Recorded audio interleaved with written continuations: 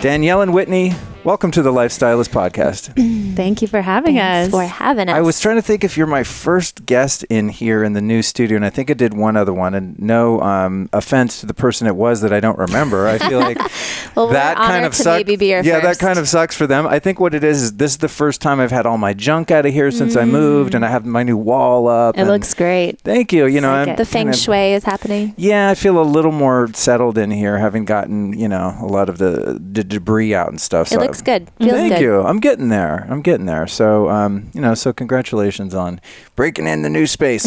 Okay. Yeah. In the interest of time, I'm not usually a podcaster that does much of the origin story. Sometimes I'm just like, cool, what'd you do today? And we start from there. I like it. But because I think your story is interesting, because you have both been friends for so long and you've been profoundly successful doing what you're doing with Sakara Life, that I think the listeners would like to hear a little bit about the origin story. So give me a condensed, you know, I want to say elevator speech because that would be too short, but you know, you both came from Sedona, you were friends as kids, moved to New York City. Give us kind of the rundown on that up to the moment that we are now. And then I want to get a bit more nuance and dive into the details. Sure. Okay. The fast version. Whitney and I aren't great at this, but we'll try. I'm not either, obviously. We're like hours later, we'll still be telling intro. you our origin story. So we grew up together in hippie Sedona, Arizona, really at the forefront of mind, body, food medicine. You know, the candy for us growing up was chlorella tablets because it turned our teeth green. Yeah, lots of new agers. Right. And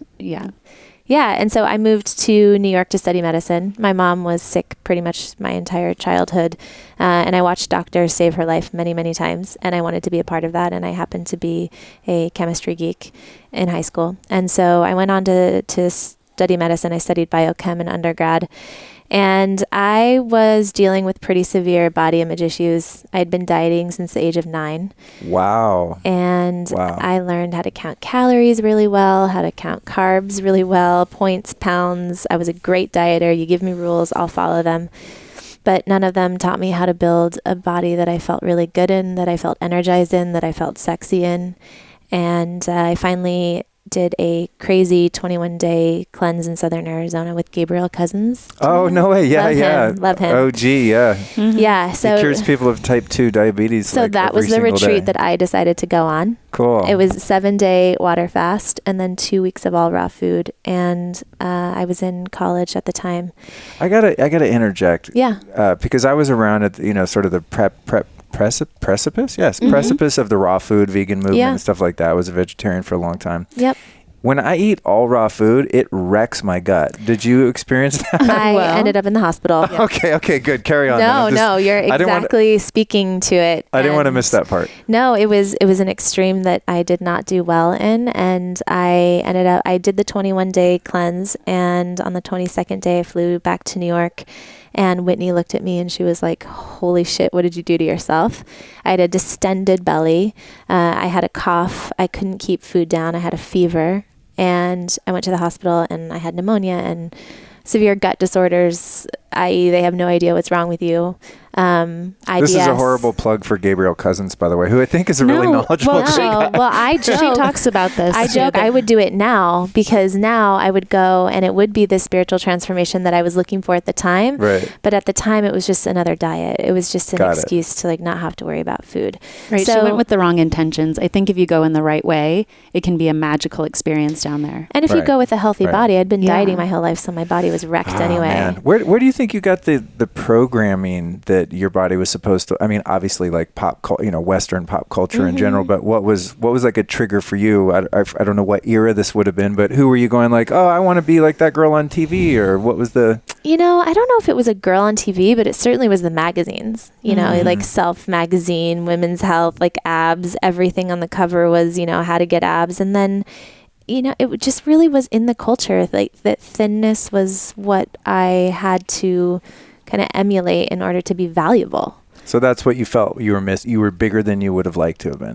Yeah, but I wasn't. Yeah, not by. And you were a kid. You were a child. I mean, like you're supposed to have some baby fat on you. The crazy thing though is that like I was just fine. I was Right. totally healthy. I wasn't an overweight kid. Mm-mm. And I was informed by my culture and my community that I needed to look a certain way to be valuable as a little girl.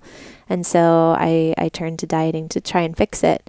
And obviously it didn't work. And I was studying pre-med, and I was interning in a hospital with a cardiologist up at St. Luke's in New York City. And we were we were seeing patients with late stage lifestyle diseases, so type 2 diabetes, heart disease.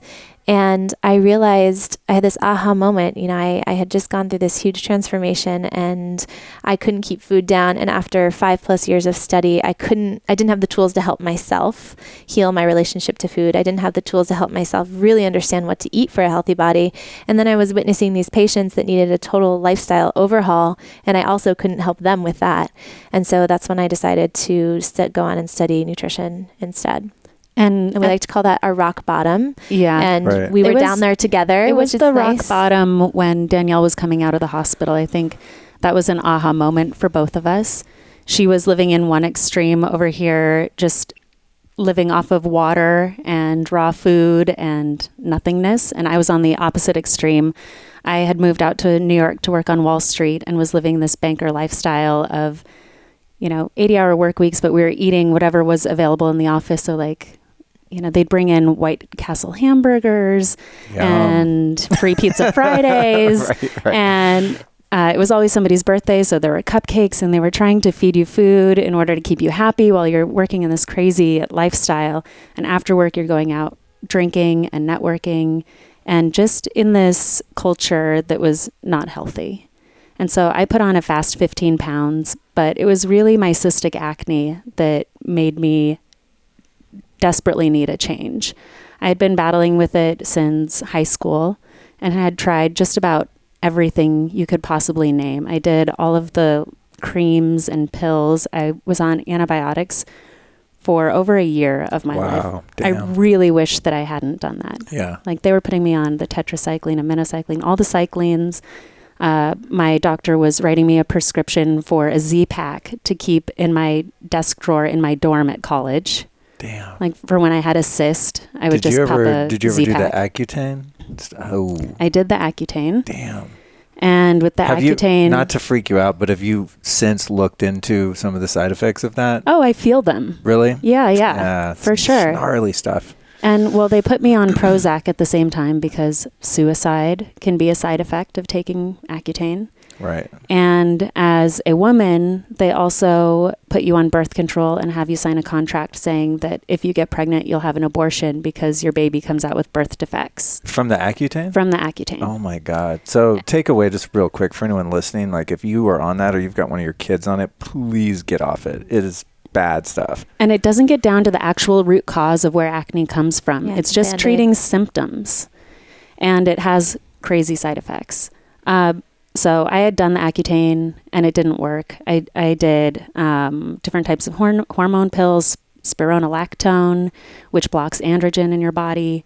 All of these things that were really treating the symptoms of what was going on. But I was in New York City and I thought one of these fancy doctors is going to have a solution for me. So I went around to every dermatologist thinking I had a skin problem, went to see dermatologists. Oh, so frustrating. And they all just wanted to see me for 5 minutes and shove another prescription for a mega round of antibiotics in my direction or sign up for Accutane again. And I just hit my rock bottom of being so frustrated. And this voice inside of me was just screaming at this point, don't do it. It's not the answer. You have to go inside and find what is the root cause that is creating all of this, that is creating these symptoms on your face, and treat that. And so this was the same point that Danielle was going through her whole transition with food. And we were in these extremes and we said, what are we doing? We need to do something fast. If we want to survive in this lifestyle we're living in New York City, we can't continue on like this. We need to figure out what does true health look like? What is ultimate nutrition, and how can we live it every single day? We needed it to survive. With the cystic acne, which sounds much worse than just like, oh, I have some breakouts. I'm assuming this is like that means big, like cysts, red, right? painful cysts underneath the skin. What What was that like psychologically? You know, it's one thing if you have a bum knee, you know what I mean? It's like, ow, I have to limp around and I'm in pain. This sucks. I have to find a solution. But this is on your when face. you're broadcasting, you're a pretty woman, you know, not that would matter. I guess anyone would be bummed, you know what I mean? No, absolutely. Regardless of, you know, external features. But what was that like it was psychologically to be walking around New York City and have this hotshot job? And what happens at that stage when you look in the mirror? What goes on? I feel like I felt scared all the time. Like I walked into a room scared that people were looking at it, and I didn't want people to look at it. And always hiding. Yeah, I would never walk out of the house without makeup on. Yeah, which probably makes it worse too, putting the makeup on. I think it also, I remember... It doesn't matter that much because it's from inside. It's from inside. Yeah, and I remember it's like you would try and be small often instead of kind of like taking up space. It's like you want to take up less space because you want to hide. Yeah. And, you know, and I think it still affects me today. Like I prefer to sit on this side of the chair because I have more acne scars on the right side of my face so that cameras can be on my left side. You shouldn't have said that because no one would even know. This is part of what we do, though. Yeah. We talk about what's really hard to talk about. Like I never thought that our job, you know, especially as we were hitting rock bottom, that our job was going to be talking about our most vulnerable parts of ourselves. Like that I wasn't happy with how I looked, that I wasn't happy in my body, happy, you know, at the weight that I was at. And for Whitney, I can imagine her like going on stage talking about her skin. It was our deepest, darkest secret. And so, you know, now we like to say we've turned our mess to our mission, but that doesn't mean it's always easier to talk about the insecurities. And even now, even though we know so much about health and nutrition and we know what we are supposed to be doing, doesn't mean that we're perfect all the time by any means. It's a practice. It's a daily practice. Well, I like that approach, and I'm definitely going to get into that with you because I think that's one of the most healthy things about what you're all up to. Y'all are up to. I'm from Texas all of a sudden. What you're up to is that, you know, there's so much dogma, and having been someone myself who's been just obsessed with the whole health scene and all the things and the supplements and the herbalism and every diet fad. I'm, you know, I don't want to sound like an old wise man, but you know, it's been 22 plus years. I've kind of been watching the cycles come around, and you know, there's new ones like the carnivore diet where I'm like, whoa, haven't seen this one yet. Yeah, you know, the carnivore diet. There's a few that come up, but the different fads of, you know, like the medical medium now with the celery juice. I was like, celery juice? We're trying to bring 1991, dog. Yeah, like what? No, you know, totally. We're been doing that forever. We're really trying to bring fiber back. We're trying to make fiber sexy again. Which fiber had a moment, but not your mother's fiber. Yeah, not fiber crackers. Not Metamucil. Right. The powdered sawdust. No. Plant fiber. So yeah, it's funny. I was listening to you guys. Oftentimes I kind of do a crash course study on my guests, and so I was listening to a 2017 from Almost 30. Oh yeah. They're coming on my show soon, and I've been on theirs a couple times. Yeah, so I was listening to that, and I'm like, oh yeah, we're gonna have a great time. Even just getting a tour around your house, I was like, yeah, we're of the same. Yes. Absolutely. So let me see. There's so many places I want to go next. I think because I want to get like where you came from, and then of course let's go into now, you know, the beginnings of Sakara Life, the company that you built, which is for all intents and purposes seems like it's kind of becoming this empire, and I want to get into that. But because my audience, and I'm giving them credit, they're quite sophisticated. So some of the basics that you guys are teaching your customers and the masses, you know, like, oh, what? Pesticides are bad for you? These guys, I mean, my audience they're geeks, you know what I mean? They're like pretty deep in the cut. Yep. So I want to, when we start talking about different health practices and the lifestyle that you have created and embraced and are, you know, popularizing, we'll probably go a little bit more niche into the different topics, gut health and things like that, and root causes. And I would just say, we talk to a lot of people that know a lot, but aren't always practicing what they know. So like me. For all of you listeners out there that already know, are you living it? Yeah. Hey, listen, It's hard. Sometimes I still get some very basic questions and I'm like, have you been listening? I've been doing this for over 2 years. Oh, but yeah. Generally speaking, we have a private Facebook group for the Lifestylist podcast, which, by the way, those of you listening, please request to join. It's pretty awesome. But the level of knowledge in there from the listener community is insane. Like, I learn from people in there all the time. Someone will be like, hey, Luke, what do you think of so-and-so? And I'm like, well, I don't know. And I go look at the comments and I'm like, damn. We've been talking about that. We're going to join because we've been talking a lot about, we've been so busy building the company that we haven't been out with all, the people where we're learning all the new things as much as we're used to. Of course, we still are, but we're used to being so immersed in it. But sometimes you have to face inward and really build the company. And that's what we've been doing. We've been in service. Doesn't become an empire. Thank you for saying that, by the way. Yeah.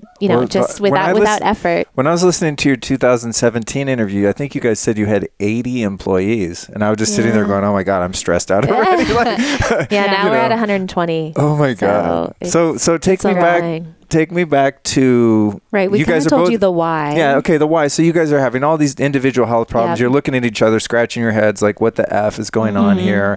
So then how do you start developing a way of eating and living that starts to bring you restored to health and then come together and join forces? Give me that piece and then we'll go off on some rabbit holes. Yeah. Well, first I'd say we were probably guinea pigs and tested everything else that existed out there. So we were doing... 10, 20, 30-day master cleanses. Not me, her. But, I could do like a 6-day, 7-day, whatever. The lemon, molasses. Yeah. Well, yeah, okay. Yeah, Juice with the cleanses. cayenne pepper. Yeah, right. We were doing all the juice cleanses. We'd been vegans, vegetarians. Danielle was a raw foodist. I let her do a lot more guinea pigging. We did keto. We did everything. Yeah, Danielle had already tried a lot of... You did keto back in the day, huh? Yeah. Diets. Wow. I just started hearing about that a few years ago. Maybe it was around in the fringes. I think because I was more of the mindset in the vegetarian world a bit. I didn't really catch that. Well, I was in the vegetarian mindset too, and keto actually doesn't necessarily need animal-based proteins. You need a lot of fat. And intermittent fasting. I always think like, God, how much damn coconut oil can you eat though? I would say I'm by de facto keto-ish, you know, but it's just because I just love ghee and butter and I eat coconut oil and stuff and good olive oil here and there. I'm into ghee and butter too. Mm-hmm. Yeah. And then I also, we tried eliminating like most things out of our diet. So to cure my skin, people would say, oh, you just have to stop eating nuts. Don't you know? Just stop eating nuts. Or chocolate. And don't eat dairy. And okay, so I start eliminating all of these different things out of my diet and none of those worked. And now we know why, because it's not just what you're taking out of your diet, but actually what you're putting into your diet that has an effect on your body. But at that time, nobody was telling us that. So I was trying all these elimination diets, getting my blood tested for different allergies, trying all of these different cleanses and juice fasting and things. And Danielle was in school at the time. So she was learning really interesting information around gut health and microbiome. Yeah, that was kind of the peak time where science is really coming around saying, oh shit, we've been bombing our gut and we had no idea that bacteria was actually vital to our existence. And so we were saying, well, okay, all these studies are showing that your gut is controlling your immune system. It's controlling your physical and emotional health. It's controlling which genes are turned on and off. And what's controlling that? It's your environment and your nutrition. And so how do you eat for a healthy gut? And so plant-based was what kept coming up over and over and over and over again. But then we were like, okay, well, what does plant-based mean? Because plant-based in and of itself is not a health term, like potato chips are plant-based. So people come to us and they're like, you're plant-based. Exactly. Yeah, people come to us like, oh, you're a plant-based program. It's like, that's like, one fraction of it's what it is. It's one fraction of what we do. So, within plant-based, we said, okay, well, getting more plants into one's diet is the number one thing you can do for a healthy gut. And then above and beyond that, like, what is it that you have to be getting every single day within plants to make sure you feel like your best self? So that's what we pulled out. We pulled out, all the studies, all the science behind like a whole food plant-rich diet. Things like making sure you're getting enough sulfur, making sure you're getting healthy fats. I'm sure you know all of this, but could talk about rancid fats forever. Because Danielle goes on rants about most people are eating all the time. Oh, and please. rancid, No, this drives me... rancid fats. Yeah, the fats thing drives me crazy because conspiracies meant to by greedy people that hurt other people really bug me. And one is the seed oil industry that my whole life I'm reading. Well, when I started reading packaging, I said, "What's in here?" Okay, well, there's no MSG, there's no aspartame. There's none of the gnarlies. And I go, and then it has a vegetable oil. I'm like, I'm good. That's what 99.9% of people think. Tell us what vegetable oil really means. Well, it's highly inflammatory, and what happens is that people don't think about how these oils are being made, and so they require solvents, they require high heat, and because of their molecular structure, they're most likely doing damage. And so what we try and help people understand is that getting fresh cold pressed fats that haven't had to go through that high heat, that are actually using pressure to get the oils out of seeds and nuts, is the best thing you can do, because that's actually coming in a way where your body can absorb it, and it's actually anti-inflammatory instead of inflammatory. Right. And so that's one component of what we're trying to help people do within plant-based. Yeah. But as we were building this program, it certainly wasn't a business. It was still just to heal ourselves. And so we pulled out what are called our 9 pillars of nutrition now. They didn't have a title when we were trying to heal ourselves. So we built a meal program for ourselves based on these 9 pillars, making sure you're getting enough leafy greens, enough plant-based protein, the healthy fats. And we started eating this way for about 2 weeks. And this was, we thought, okay, well, maybe we're just on to another fad. Like maybe this is just another, keto or paleo or whatever.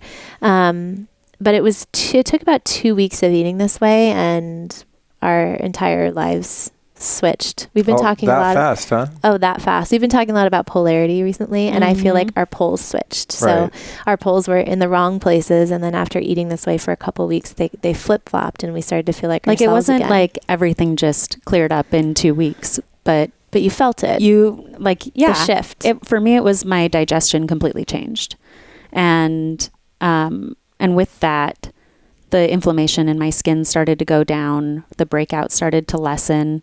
And it took, I don't know, maybe it took 6 months for everything to completely go away. But after spending over a decade of my life trying to fight this, that was really fast for me. That's gnarly. Yeah. Yeah. And so, we realized she didn't have a skin issue. She had a gut issue. And for me, I realized I'd spent a lifetime worrying about eating too much all the time, counting calories, and you have the tricks where you pour too much salt and ketchup on the things you don't want to eat anymore. You don't want to be tempted to eat. Oh, I didn't know that trick. Oh yeah, you're like at dinner. It's like I don't know if maybe it's a girl's thing, but you cut your plate in half and you're like, okay, I'm only going to eat. It's ridiculous. It's crazy. And I'd spent a lifetime doing that, and I realized when food is about nourishment and about medicine, you have to worry about getting enough every single day. So it completely switched my kind of mental habit around food and helped me think about food in terms of abundance and joy instead of lack. Yeah. What's the first moment you guys made a packaged meal and sold it for money to another human being? Shortly thereafter, the people around us started to ask us what we were doing. They're like, you guys look different, because we did have that shift and people noticed it. And so, Whitney and I grew up both with single mothers. My mom and I grew up on food stamps, so we didn't have money to just go start a business, and we both had to pay our way through school. So I was still in school at the time, and one of the ways I paid my way through school was I was a personal assistant to this guy who was a tech founder. And he was the first one to notice the really big shift in us. And he was like, well, if you're already making it for yourself, can you make a little extra for me and I'll pay you for it? And he had gout at the time. Really? Yeah. I have a friend that has that. We can help him. King's disease. Really? Yeah, for sure. And what's the deal with gout? It often comes from eating too much and eating too much protein, I believe. Goes they into call it the King's disease. The King's right? disease, yeah. Oh, because you're like, I've got all the steak. Eating so much and so abundant. Yeah. But yeah, it fixed his gout. It fixed my skin, and it didn't just fix my skin. The skin was the thing that I was really focused on. But, I also had anxiety. I also had different femicology imbalances.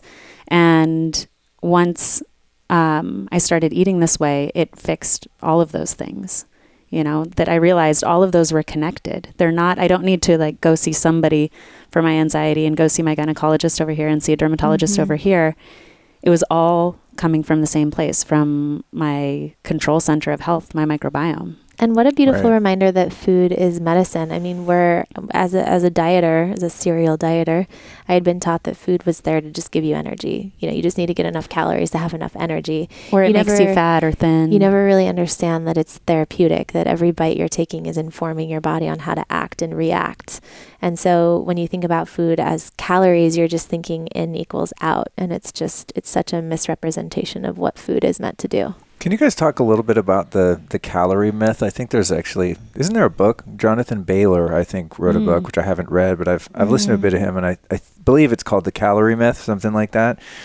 But I've never watched calories, and I too, like you too, from what you've said at a certain point in your life, at least, I don't think I've ever looked in the mirror and been like, boom, I'm the shit. Like every time, even now. I wouldn't say it's like body dysmorphia, because I think I'm seeing reality, but I'm never like, wow, I have a hot body. Yeah. I'm not excited about like running around at the swimming pool, but it also doesn't rule my life. I mean, But even the smartest of people, if you give them a test and ask them, how do you think you did? They're like, oh, I don't think I did so well. Right. And they score like a 97, and then people that are not as smart, they're like, I fucking aced that. And they like, did not do well at all. My so maybe it's a level of intelligence where it's your humility. Okay. I'll take that. Yeah. I mean, I could be doing much worse, but the reason I even mention that is because I don't know what a calorie is. And I've had friends come over and they're like, dude, how much butter are you putting in that? How many calories? I'm like, what? Yeah. When I started eating more fat, I lost like 15 pounds. Exactly. And I wish I would have worked out, but I didn't. Yeah. So, I think people still have a lot of confusion because it's probably the number calorie one propaganda. question you get. We don't share caloric information. That's so dope. Meals. Yeah. And let me tell you, we have to put up a fight to not Customers share freak out. People beg for it. And we're like, had someone hire their own nutritionist to count calories. Are you serious? Them. Yes. Why don't they just get the message, dog? We could afford to have our food analyzed. We don't do it for a reason. I mean, we do have our food analyzed. We know the calorie. We have to by law After know we're the calories. done recording, can you tell me about the cinnamon rolls? I'll tell you later. But we always try and help our clients realize what they're actually looking for. So if I have a client come to me and say, I really need to know calories, okay, what's your goal? Are you trying to lose weight, maintain weight? Usually it's something about weight, some kind of anxiety about their physical appearance. Or they're worried they're going to be hungry or something. And so then I say, okay, you're looking to lose 5 pounds. Okay, great. Why do you think calories are going to help you do that? And then we walk through that. And then I say, how do you want to feel? Like so you're going to lose the 5 pounds. Like what feeling are you looking for? Because it's not actually the 5 pounds that's going to change your life. It's the feeling that you're looking to feel once you've lost the 5 pounds.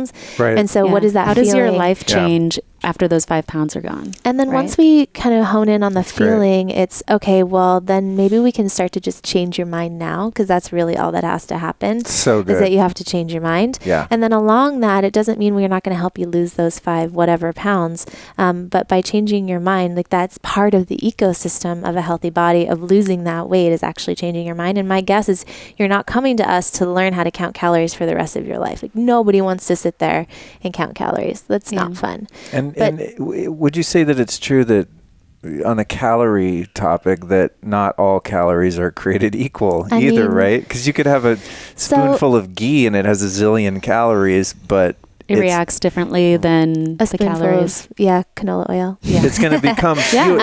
It's going to be recognized as fuel by your body in a different way. Yeah. No, absolutely. The dog loves ghee, by the way. I think she hears. So calories are a metric of energy. And they're a metric of energy within a fixed system. So you raise in a fixed system, you raise the degree of water by 1 degree Celsius, and you measure the energetic output, and that's how we kind of measure a calorie. But that's within a fixed system. And so we know in a fixed system the amount of energy that goes in is the same amount of energy that goes back out. But our bodies are not a fixed system. And so our bodies have different temperatures, our bodies have different pHs. And so all of that impacts what we would think of as a fixed system. So we know just by nature of how we define our bodies versus a fixed system that calorie in is not calorie out. And then as we talked about before, food is therapeutic. It's coded. It's telling your body how to act and react. And so that means that some, quote, calories are healing, some are damaging. And so the very idea, the very notion of looking at food for caloric content makes absolutely no sense, because it's not actually informing your body of anything. And in fact, how many calories you absorb from food, or how much nutrition, energy you absorb from food, is very much dependent on your microbiome, your gut, your stress levels. Right. Everything. So Danielle and I could sit down, or all of us, we could all sit down and eat the exact same meal and absorb different amounts of calories from that food. So even though it has the same amount of calories in the food, the amount that we absorb individually could be different. That's interesting. Yeah. Right. So you're picking up this package food and you're looking at the calories, and then you're like, okay, it's 500 calories. I need to go to the gym and like burn off 500 calories now, but that's not how it works. That's the part that's always been interesting to me, is that, okay, so I eat this, salami sandwich. It has 1,200 calories or whatever, and then I go get on a treadmill, and I'm like, so I got a quarter of the sandwich done. I'm like, this somehow, and I don't even know the science of it, but somehow I'm like, how does this ever make sense? Meanwhile, 1,200 calories, quote calories, I realize nobody on the podcast can see me doing my quotation marks, but on a treadmill is a lot of time. That's like uphill for 7 miles, running at like 12 or something. It's the worst. So if that were true, it would be really depressing. And especially, for myself, admittedly, I think in my health regimen, like really being physically active is probably one of my weaker points. It's something I'm always striving to improve on. You look like you're physically active. You've been sitting in that sauna up there for a while. Yeah. I mean, listen, compared to, your, I'm going to do air quotes now, your average American, I'm a beast. Contagious. But I mean, I have friends that are like super fit, and they're really into, my brother owns a gym, and he's super into functional movement and stuff. So it's not, exercising really hard is not something I've ever enjoyed much. We talk a lot about vitality, that, what's the goal? Ultimately, I want to feel like I have a lot of vitality. For some people, I think that means really intense exercise, but for most, I think it's really gentle exercise that makes you feel keeping yourself limber, flexible, and limber. Your joints I lubricated. think when I would think about the exertion that's necessary, if the calorie in, calorie out thing was a fact, which we know that it's not now, the amount of exertion that would be involved in, quote unquote, burning those calories that I ate earlier or last night or whatever would make me want to work out less. Cause like, what's the point? You know what I mean? I mean, it's absolutely. Like, I had 5 pieces of pizza last night, and so now I have to climb Everest to be at 0 again. It's like, why bother? Just have some more pizza. Well, apparently your brain uses the most amount of energy, so you could just think harder too. Right. You could just have more anxiety and just stress out. No, anxiety makes you hold fat, so that won't work. Cortisol, not good. Right. Well, my husband, I swear, was born with a 12-pack, and he worked out for most of his kind of younger life, but now he's in his 40s. He still has his 12-pack. He just thinks really hard. Like he's always in his, he's like always learning. He's always teaching himself something. He taught himself how to code. And I was like, that's where all your energy goes. He almost kind of doesn't need to go work out because his energetic output is so high up in his head. I think that's true, because as I was telling you before we recorded, the dog Cookie here has not 1, but 2 trainers, because I want to make her like a movie dog, you know what I mean? Where I'm like, jump on the desk. She's staring at you right now. Click record.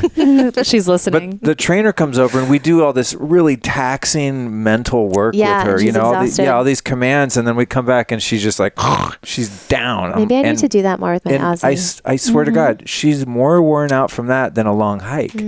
Just from these commands, and her brain's just going like, this does not compute. What am I supposed to do? It's interesting, and that helped me see, oh wow, that's why I get exhausted when I'm overthinking life, right? Yeah, I never thought of it as burning calories, but definitely the energy depletion. Yeah.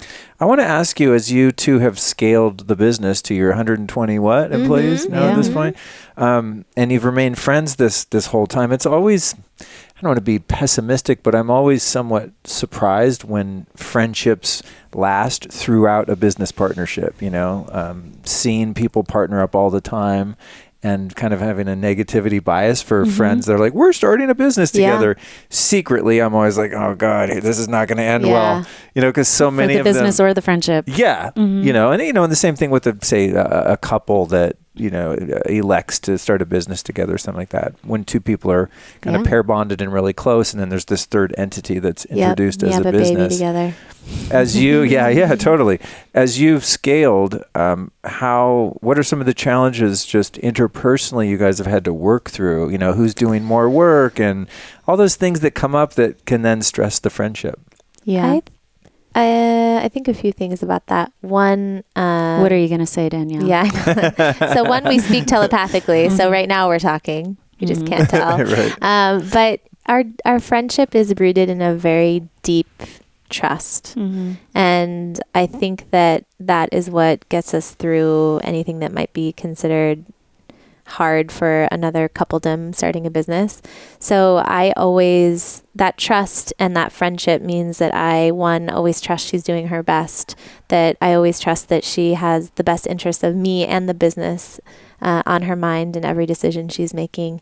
And I trust that if there are times where, I have to do a little extra, that then there'll be a time where I need to sit back for a minute and have a baby, which I just had, and go on maternity leave, and she'll pick up the slack for those months that I'm out of the office. So that deep trust means that there's a room for fluidity and an ebb and flow, because that's obviously how life works. So it's not always this tit for tat, are you working as hard as I? We have this trust that allows us this freedom. And as you've scaled, have there been situations in which the two of you, say there's a big pending decision, taking on funding, expanding, contracting, whatever the case may be, where you guys have, opposing views on what the next step could be, and how do you resolve those conflicts of opinion?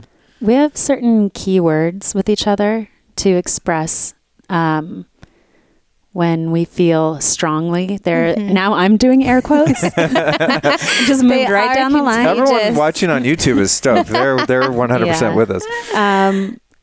No, but so we use certain key terms like, I feel very strongly about this. And that means this is not just I'm putting out my opinion, but this is something I'm willing to fight for. Like, this is something, a serious decision or a serious opinion. And then the other one has to say either, okay, then we're going to go with your strong feelings, or has to have equally as strong of feelings about it. And then we have to be able to come to a conclusion. And usually it's around who can debate their point and get the other one on the same side. You have to convince. Yeah. So we do that within the whole company too, where everybody has a right to disagree. And power to dissent. Yeah, power to dissent. And then it's, can you get other people to be on board with you in your decision? And if you can, then we go in that direction too. So will either of you have an idea and kind of lobby with management who are... Usually we lobby with each other first. Usually lobby with each other. We're kind of the black sheep of the company, thank goodness. Because we need everyone else to be, much more kind of oriented in making like day-to-day business activities. We're very involved in how the business is grown and day-to-day decisions. But we have a belief that everyone needs to be doing what only they can do. And so you have to hire around where your kind of disabilities, I'm using air quotes again, I can't believe it. But you have to hire around for that. And so, usually we end up kind of lobbying with each other and trying to convince the leadership team as a whole. To go on some of our crazy out there ideas. Yeah. When you two were starting the business and then now, of course, scaling the business so beautifully, where have you learned about business? Neither one of you, you worked on Wall Street. I'm sure you got a bird's eye view, but career. you have a I was legit low man on the totem pole. You have a legit startup that I would say, barring any catastrophes, is probably in the clear from folding anytime soon. If you get past that, if you get past that certain point, what business books or podcasts do you two listen to get up to speed and learn about company culture and all of the things that you need to know in order to thrive as a business? Maybe it's kind of like how we decided what Sakara nutrition would be. It's like we tried everything and then we just go with what works. we learn through life a lot. You know, we decided not to go get our MBAs because as we started our business, we realized we were just learning in such real time that there probably was no schooling that would offer that kind of fast-paced learning. And it's life and death. You know, for us, it was like this had to survive for several reasons. One, it was our career. We kind of had no other idea of what else we wanted to do. But two, we were on this huge mission to help other people understand the transformative power of food as medicine. And so that's really what kept us going, because learning the hard way through business really is learning the hard way. Yeah. And I think not knowing the right way to do things, I won't use air quotes there, knowing the right way to do things could have held us back. By not knowing the way that we were supposed to be doing things, we just did things the best that we could do and we got them done. And it didn't hold us back in a way of thinking like, well, this isn't right, so we better just stop. It was, you know, when we first started, we were cooking out of our own kitchens and delivering literally on bicycle. And cooking out of our own kitchens was probably not totally legal. You know, it wasn't too many clients at that time. Probably. Okay. Health department comes, knocks on your door. But they don't have proof. Would you have gotten an A, B, or C? That's what I want to know. Oh, A+. Yeah. Yeah. It's funny. If quality is our number one concern, then that's inclusive of where we cook. In our health department code in our tiny little New York apartments, keep it an A. Well, it's funny. I have friends that I'll be like, let's eat there. And they're like, dude, they have a B. Are you kidding me? Well, the difference between an A and a B is kind of that's funny, because I think I would eat at a C and not even think about it. No. Okay. That's what I hear, but I'm like, I don't know. They're still open. I used to be a waiter, and I mean, for a restaurant to get shut down, they had to be really gnarly. I think that was a little bit before the rating system, but yeah, no, for sure. But I think one of our best tools that we had, or you know, things that kept us going, was this idea of no rules, where everywhere that there was a rule, we just did it our own way, and that allowed us to move forward. So you can sort of get marred by convention then. Like, absolutely. Say, you know, you had gone to business school, and okay, this is we the have cookie to have cutter a financial way to be a model startup before we can grow, and we need to put together the business plan. You have to raise money. You can't have a business if you don't raise money. And did you guys ever take on investors? We did, but we didn't. We didn't do that until after we were already over $2 million in revenue before taking on any outside capital. That's dope. So, but we just did it really from the ground up, and the best way that we knew how, like taking each problem as it came. And I think our team, we hired some really great MBAs onto our team too, who went to Harvard Business School, right? Places like right that. There, that's the answer. It's like, do I want to go to school? No. How about I just hire someone that already did it for me?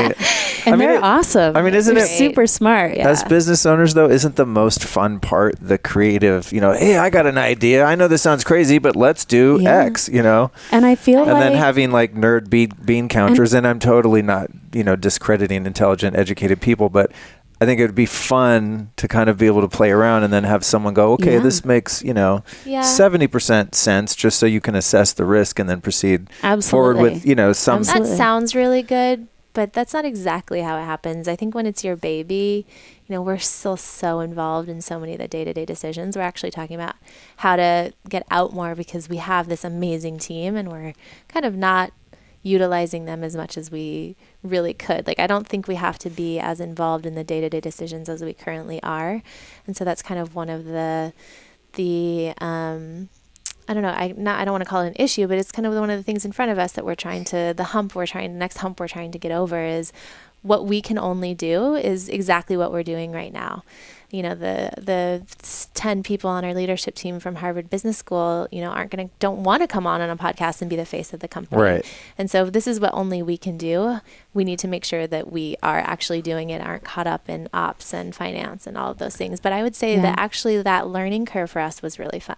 Have you ever read the E-Myth Revisited No. book? Oh, it's great. I mean, to boil it down, it's they use the metaphor of a woman that makes these great cakes, and so she opens a bakery, and then her passion and vision was to create these recipes and make these great cakes. I'm probably getting it wrong, but that's the gist. And then next thing you know, well, someone has to go buy a cash register, and someone has to sweep the floors, and someone has to do this and do the dishes and do that. Next thing you know, she's marred and unburied in this operations capacity, managing right? people and dealing with clients instead of making the cakes. Yeah, and so essentially the lesson of the book is teaching you how to work on your business and not in your business, right? Because I love that. So many of us business owners, you get caught up in the day-to-day stuff instead of the visionary work that, like you said, only you can do. 'Cause you're steering the ship. Yeah. Well, my husband talks about this. There, I have one too. I know. My husband talks about this idea. I forget what it's called, but basically everyone rises to their level of incompetency, which means basically, you hire someone and after 3 years, you're like, okay, you're doing great. Now you're going to become a manager. And then turns out, oops, they were actually much better at doing the work than they are managing the people to do the work.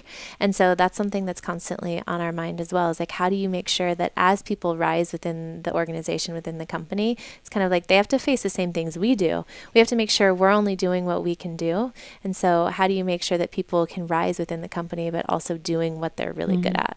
And then I would just add to this too, that there's very different thinking between the right brain and left brain thinking. And when you're doing work that's living inside of a spreadsheet and managing risk and thinking about these things and the numbers, and on that pace of brain frequency of like, go, do, just move things around, tell people what to do, you don't dive into that deep creative space in your brain where you're actually creating new ideas, new products, new culture in your company, all of these things that are really important as a business.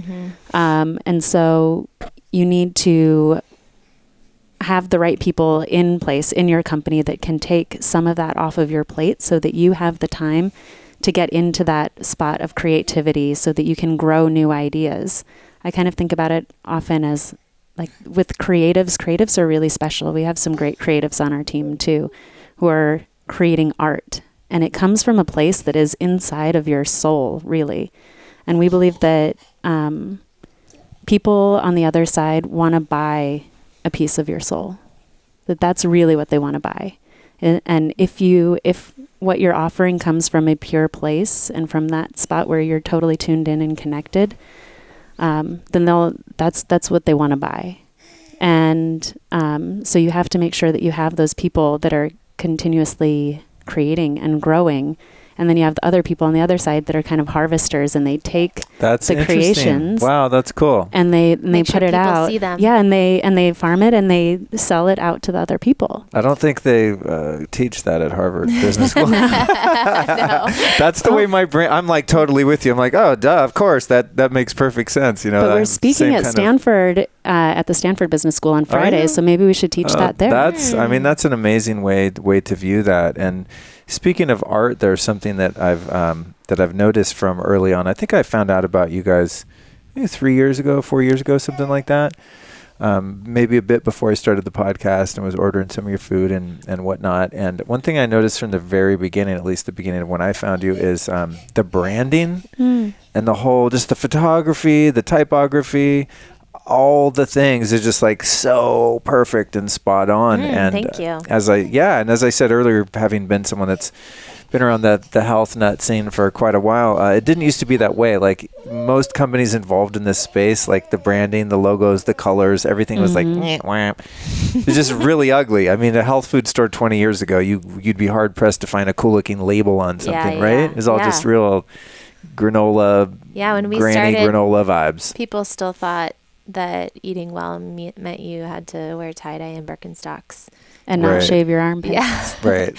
And we really wanted to change that for a few reasons. One, we didn't think that you had to be the man on the mountain, which, do you know what the man on the mountain is? No, I know. I think this is just a term that we use. Really? Oh. Yeah. Okay, fine. So maybe there's a we song made it by up. Rainbow called Man on the Silver Mountain, which is totally We talk about random. Man on the Mountain as the he leaves society to go and meditate. Be this and like perfect kind of embodiment of health and nature, really in tune with the land. It's that side of the spectrum.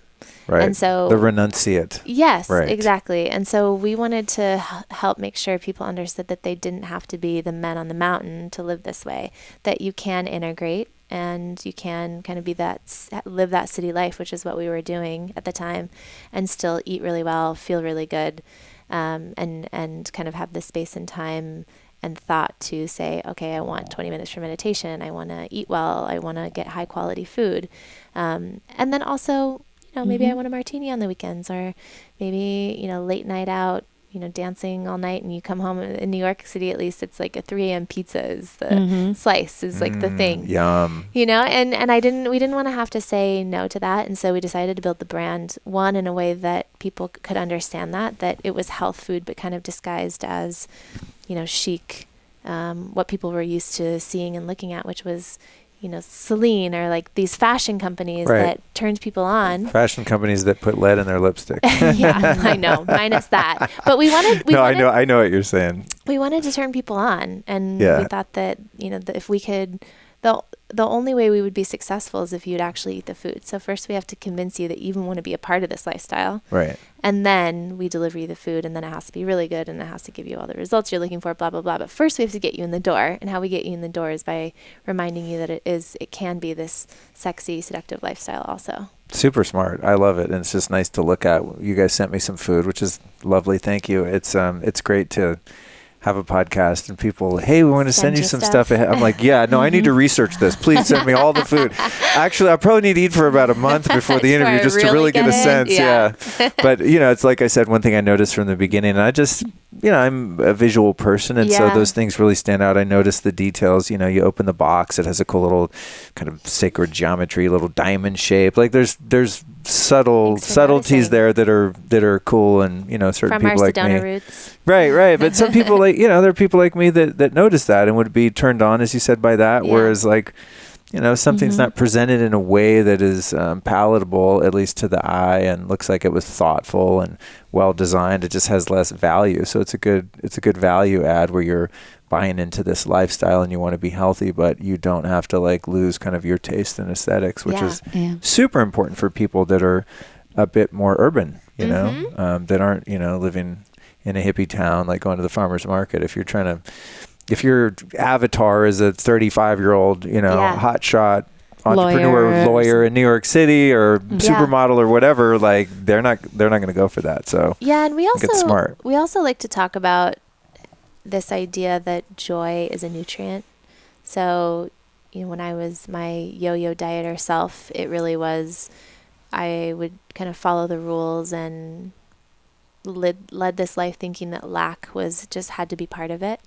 And so I think once we transformed our own bodies and our own lives, realizing that it was really about abundance and food as abundance, we wanted to help make sure that none of our clients ever felt like they were on a diet. And one of the ways that we do that is by helping people understand. One of our mottos is eat clean, play dirty. Our cookbook just came out. Oh, that's nice. And it really is this idea that you eat well most of the time. Do your best, but there's no wagon to fall off of. There's no list. You'll never find a no list at Sakara, though I guess if I had to have one, those bad fats would be on it. But there's not a no list. And that's because it's just life. Falling off the wagon, it's like, then what? And I had fallen off the diet wagon so many times, and it's this vicious cycle of guilt. And then you got to start over, and it's so exhausting. And the nice thing is that studies support this idea that what's most important is what you do eat most of the time.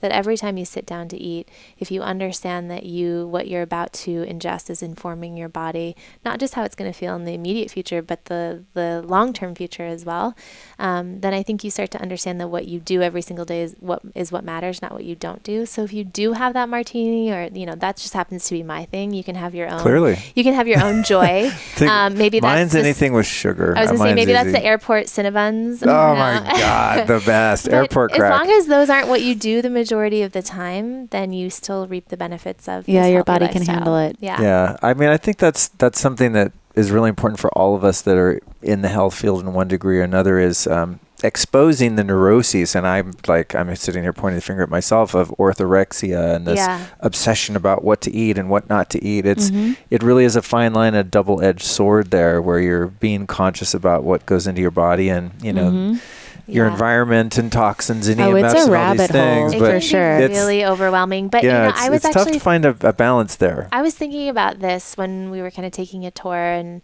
thinking about what are the things you do every day that make you feel really good. And, you clearly have a few things. But it's really easy to think about all the things I wish I could do, and that, if only I could do every single thing on my list every single day that makes me feel good. And then I wonder, what is the point? Do people want to live forever? Do people want to, as we go down this rabbit hole, what are we ultimately seeking? And I think that it's quality of life. I think that it's living your best life while you're here and enjoying the journey while we have it. But I think sometimes when you get down that rabbit hole, you can forget that. If you start, you could get hit by a car tomorrow. Yeah, if you start freaking, and you're I should have had the creme brulee. I know, exactly. We're not in control of our lives. We could do everything perfectly every single day and not live to 150. And, I can go down the rabbit hole, I'm sure you two can, but, what's in our water and pesticides on the runoff from the farms and chemtrails and the crazy radiation every time you get on a flight. And, there's just so many things I can get wrapped up in. But smart meters. Oh God. Yes. I was eating at a cafe today in Ojai, and it's called Harmonics, and shout out to them. I mean, they're doing it right. The menu's super tight, clean. I mean, tight in that sense. And good food. And inside the little cafe, they have a smart meter. What? Their meter just happens to be in the middle of their cafe, and it's right there. Yeah, that's surprising. I'm resisting we need to tell the them. Temptation to be that jerk that's can I talk to the manager? Excuse me. You think you're being healthy and there's a smart meter right there? My meter said it's a 400, I'm just be quiet and sit far away from it, Luke. But yeah, I mean, this is it's my personal struggle, especially because out there. I interview people that are brilliant, and they're they tell me what happens when the Wi-Fi router's right there, and these aren't paranoid kooks. These are neurosurgeons and really, really smart people. But then you turn into the man on the mountain. Right. I know. Then you end up buying a house out in Oregon, out in the middle of nowhere with zero electricity, and you take your kids out hunting You're naked speaking to my language. catch a rabbit. Line the walls with lead so they're EMF proof. But that is the balance. I published a show the other day with Bruce Lipton, the author of Biology of Belief. Brilliant guy. And oh my God, it was speaking of getting tired from thinking, just in that conversation, I was I know he's right. Okay, quantum physics. So your belief then creates reality, right? So if you strongly believe, strong enough that Wi-Fi router right there is giving you power, it will give you power. And that is a scientific fact. Yeah. That's one of the reasons why we don't tell you how many calories. Right. Okay. Right. So, because you'll gain weight because you think you're supposed to gain weight because you ate such and such fats and this and that, right? People say that all the time, where it's this idea of, when I go to Europe, I can eat anything, as opposed to, Europe has the same pesticides many times. Europe has genetically modified organisms. It's not as clean as people, I think, want to imagine. I'm going to France this summer, and I'm going to pretend like it's all true. Right. But a lot of it is mind over matter. You're on vacation. You're feeling good. You're less stressed. So maybe the gluten in the cheese is going to impact you a little differently. And the meaning of Sakara actually is a Sanskrit word that means with form, or giving form to that doesn't have form. It's the manifestation of Brahman, the life energy in all of us and in everything. And so that encompasses your hopes and dreams and ideas and goals, all of this kind of floating around out there in the ether. And how do you take that and turn it into something real on this plane that you can touch and feel and share with others? That it's taking this idea of a thought and turning it into a thing. Right. That's cool. So it is that mind over matter, and how much your mind has an impact on the manifestation. I think a lot of us think about, well, I want to manifest a house and a yacht and a partner and all of that kind of stuff. But I think many single? of us, no. No, I was for a very long time, but no, I have a girlfriend. I just in Ojai. left her today. Yeah, I had to go. In Ojai. okay. Yeah, we had a long drive back and ate in front of the smart meter. But I held my tongue. I didn't tell her about the smart meter. You didn't want to affect the way she would think about it. Well, yeah, and I just didn't want to be annoying. She's like, dude, let's have a nice lunch. Do you always have to be the guy? I mean, she doesn't do that, but I'm anticipating, that I am that guy sometimes. So I'm learning how to take it easy around people that are just, normal people and sensible about things. You can wait to tell her about the smart meter when you guys are married one day and she can't go anywhere. Yes, but so I don't know where I was going. That totally embarrassed me and got me derailed. No, it's fine. We like to play matchmaker. That's why I was asking. Oh, well. I don't know how good we are at it, but we like to play matchmaker. Thank you for keeping me in mind. But yes, I'm happy right now for sure. What did I want to ask you? I just totally lost my shit. Sorry. We took No, it's fine. Track. But there was something like we were talking about Sakara, mind over matter. Yes, talking about single. Oh, mind. Yeah. Well, mind over matter is like. This is where the balance comes in, where okay, yeah, I'm going on vacation to Europe. I'm going to spend a month in the Mediterranean. I want to eat dope Mediterranean food, which is probably going to include wine and pasta and bread and do the damn thing over there, So it's like, I always wonder, okay, if I'm eating some sourdough, which is like my sourdough with salted butter is probably my favorite food in the known universe. So if I'm eating that, it's like, is the gluten and the glyphosate that's likely in there worse for me, or the negative thoughts and the fear about the glyphosate and the gluten? You see what I mean? It's a double whammy when you have the information, and then you're eating it having negative thoughts. So how for you two does on the spiritual side, on the metaphysical and spiritual, your thoughts about the lifestyle and giving yourself permission and being thoughtful in terms of forgiveness for yourself and others and staying out of that control freak dogma. Yeah. We have this belief that...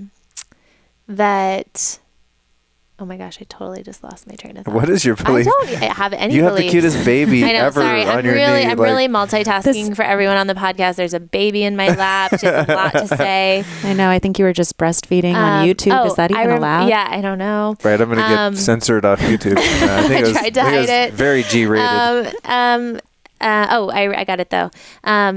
For every action, there is an equal reaction.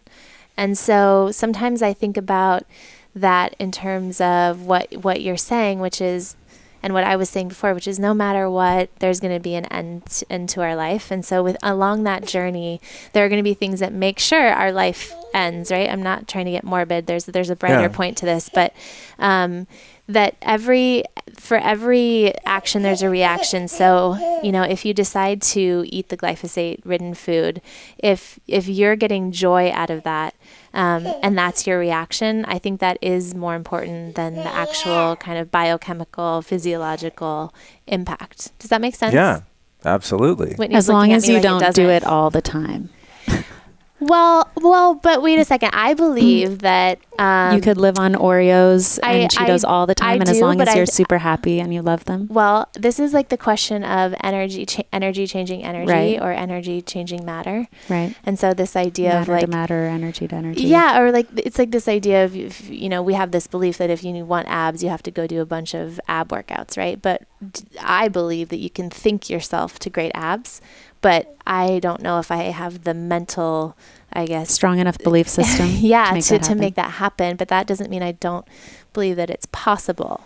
And so it's easier actually to get abs by doing, I don't really have abs right now, but it's easier to get abs for me by doing a bunch of crunches than it is to change my mind enough to believe that I can mentally create abs. Well, this is where I arrived with Bruce Lipton, because I firmly believe that a human could get to the state of such conviction that conviction and that belief and that faith could override what appears to be physical material reality, right? And he explains it from a quantum physics biological point of view, and I'm like, yes, I'm on board. And at the same time, when he's talking about if your auric field is strong enough, essentially is what he's talking about. I'm like, okay, I've been doing Kundalini yoga for years. I think my auric field's pretty strong, but go sit me next to a cell tower and I literally can't unknow that it's there and know what it does, So it's like, I don't know. I think it's just... Back to my point of like this action reaction idea is like, no matter what, we have to, our lives will end. I guess unless I don't know, I was listening to Dr. Wayne Dyer talk about how we've just decided that there is an end to life, and that maybe that's just a belief system as well. And that's why there is an end, because we believe there's exactly, an end. exactly. So I'm kind of, I guess, talking in circles. But if for a second we believe there's one truth, and that is that our lives will end, no matter what, there are things that are going to happen that will end our lives. And so if it's not the glyphosate, then it's saying no to eating bread. Right. Do you know what I mean? So it's going to be one of the two. And so... Yeah, I think in closing of that particular loop, that where I've arrived, at least as of today, is you do the best you can, you know, and if you fall short and you do some things that weren't optimal, then you just kind of get back on your, you know, your own personal wagon of wabi-sabi lifestyle. Something that was really useful for me was the bulletproof diet, which I don't even like the term diet, but a few years ago, I got this infographic and I laminated it because I'm a nerd and I laminate everything important. And then I have a stack of laminated documents in my closet. But anyway, I laminated the infographic of the bulletproof diet. And the thing that I really liked about it, and still do, is that everything's on a spectrum from, you know, basically worst to best, worst being the most toxic or inflammatory. Yeah. And then like kind of like the safest foods that to most people aren't triggering because they don't have mold or create histamines or whatever, right? Yeah. They're not oxidized rancid fats. Does it take into account organic versus non-organic? For sure, yeah. Okay. It does, yeah. Because I think all of that doesn't matter if it's not organic. Oh, yeah. I mean, if there's like literal poisons on it. Yeah. You know, yeah. I mean, we were reading these studies the other day about obesogens and about how your body takes things like glyphosate and these toxins, these pesticides, and stores it into your adipose tissue. And so that it will be slowly released into your body to be processed over time, not all at once. Right. So that it doesn't affect your organs. Yeah. And so if you're eating more and more toxins, you need to create more and more fat, essentially, in order to store those toxins into. And so essentially that eating these toxins could be part of the obesity problem. Right. And you just explained why when you walk into Walmart in, you know, Nebraska, you're like, what happened to everyone? Yeah. It's you know? so heartbreaking. Yeah. People that don't know about this, but they're going to listen to this damn podcast. I think things are changing. They are clients totally. in Nebraska. That's great. We have you guys ship to all 48? All 48 continental states. God, that's dope. Yeah. All right, I want to cover. Things are changing. They're listening to you. Well, you know, we're all doing our part, you know, and I got to say, it's really fun getting messages from people. Hey, I changed my whole life because of your podcast. I'm just like a health geek. It's just, you know, talking to people that are inspiring that I want to learn from. But people are listening in and watching those conversations and making changes. We have some of your super fans on our team. Oh, yes, cool. We do. Dope. For sure. Oh, I wanted to ask you, you mentioned that in your workspace, you have an infrared sauna. We do. What other sort of, you know, modalities or different benefits have you used to keep a healthy company culture and keep people happy and healthy? They eat our food for breakfast and lunch. Every day. Yeah. I think, I mean, a lot of things. I think in terms of the culture, we try and make sure everyone remembers that we're all on a mission together. Mm-hmm. You know, that it's not just about coming to work, that there's no kind of work and personal, and of course you have personal time, but that your growth and kind of who you're becoming is all mixed in within work and personal. And so to remember that you're at work to grow not just your career, but your personal self as well. Mm-hmm. Do you all have yoga teachers come in and just bust out a class on Fridays and that kind of? We do. We go to classes together. We have weekly meditations in the office. Danielle and I will lead circles of sorts where we bring the team together and lead a meditation, create like a co-creation of visualizing the future of the company together, things like that, where it allows people to kind of tap in and release some of the stress, get to that place of creativity together, and also to build trust, doing different exercises that help build trust. Like we did one where each person on the team brought something, an object that was meaningful to them. And then they shared why it was meaningful to the whole group in a circle format, in an intimate setting. And it helped people to build trust that lasted many months beyond that, because they got to know each other as people, not just as colleagues at work. Mm-hmm. Oh, that's cool. Moments like that. That's really cool. help. How did you come up with that? I don't know. Yeah, Just a moment of downloads. Inspiration? Yeah. I remember years ago, I did, what the hell? No, it was some sort of retreat of some kind, and we did kind of some of those corporate group exercises and things like that. And one of them was a trust exercise, and you had a group of people all interlock their arms next to a tall pole, like basically like a chopped off phone pole, and then someone climbs up on the pole, and you're, I don't know, maybe 6-8 feet off the ground, and then you just fall backwards. Trust falls?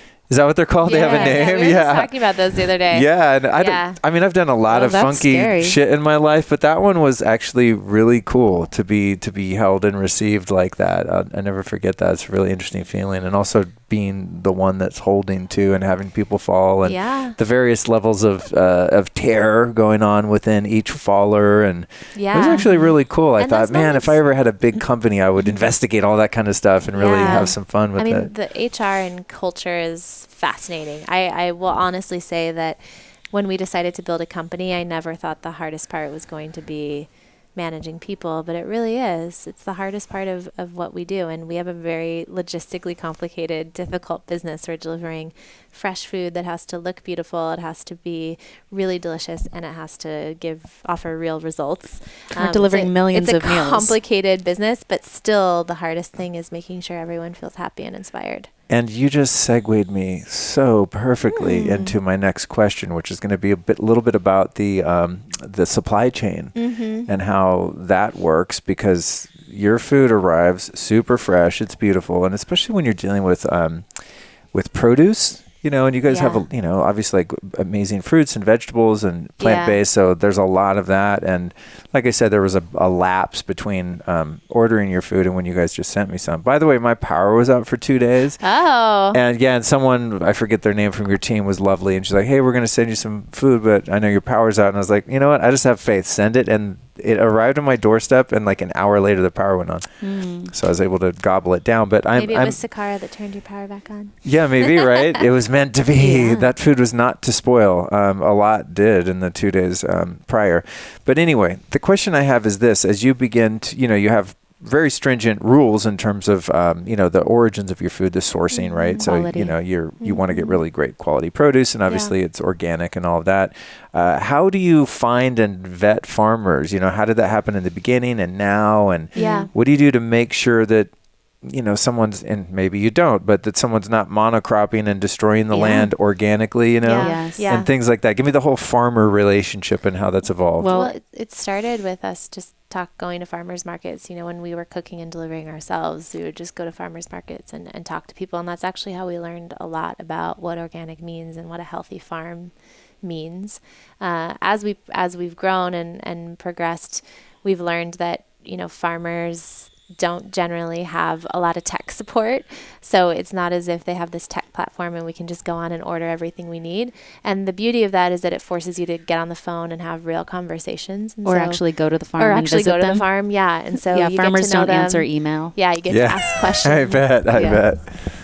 Yeah. And so we, especially in the early days, we were taking lots of trips up into the Hudson Valley, talking to different chefs and learning what farmers they know too, going down into New Jersey to find new farmers, to expand our farmer base. How were you received? A couple city girls, city folk come in there, city slickers. I mean, were they like, you're doing what? Or did they get it? No, actually really great. They were excited about it. Oh, cool. For sure. And I come from a family of farmers. So my grandmother was the eldest of 8 children.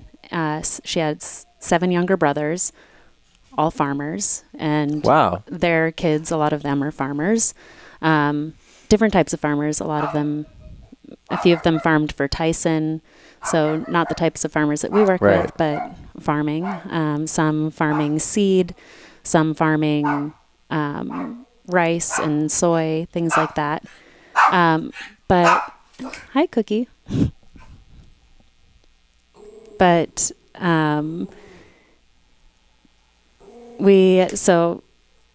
sorry. No, keep going.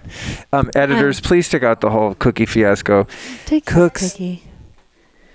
considering we just talked about quantum physics, I'm starting to work on my languaging. Like what I just wanted to say was, Cookie, you're killing me. And I'm like, I don't want to say something is killing me. No way. I'm like, Cookie, you're really irritating me. There, okay. There we go. See what you did, Cookie. She's very upset. She's tired. We're on a different time zone. Oh yeah. No, so we're fine. I mean, actually, some of that environment is actually fun to have on the show, and this is real life. The gnarliest bits of it will cut out, so that's why sometimes I do that to tell the editors when they look at the waveform, they see this, and they're like, "What was that?" And then they listen. They're alerted to piece this together, so we sound super rad. But to go back to our farmers, so we would just go up to the farms, and most of them we would have relationships through friends or chefs, or other farmers would make introductions for us, and we'd set up a time and we'd come and visit, and they'd take us around and be excited to show us what their practices are. We visited one farm where it was a couple young farmers who had spun out of a larger farm to start their own farm. And they took us over to look at their fields, and had one field that was filled with weeds next to the one that they were growing in. And that was the way that they do their crop rotation. They let it fill up with weeds and whatever else while they're growing on one side. And then they set it on fire and burn it all down and till it into the ground and plant and seed. And that way they don't have to use weed killers to kill all of the weeds down before they grow their next row of crops in that side of the field. They have great greenhouses, because up in New York, the New York City, we started out of New York, so we were meeting a lot of farmers in that area.